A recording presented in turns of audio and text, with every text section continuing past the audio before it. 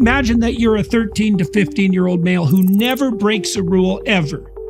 Okay, now imagine you're a 13 to 15-year-old and you break a rule all the time. And then imagine that you're somewhere in the middle.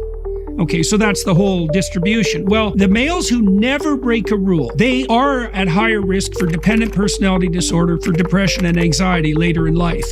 Now, the ones on the other end of the spectrum are much more at risk for lifetime criminality, let's say, and substance abuse, violence, and all that. So there's pathology associated with both extremes with regards to rules. Now, the kids in the middle, they are going to experiment. And so now you can imagine that if you're a kid who comes from a good home and you're pretty rule-oriented, there might well be a time between the ages of 13 and 15 or 16, something like that, where it's actually appropriate for you to admire the rule breakers to some degree, because that's one of the things that pops you out of that childhood dependence on your parents. But hopefully you would supersede that as you mature. Women like men 4 to 5 years older, and so it makes sense that it's about 25 or so that men start to get their act together. That's when they take that step beyond the more narcissistic and showy aspects of masculinity and take on these roles that are oriented towards a longer time span and a broader social horizon.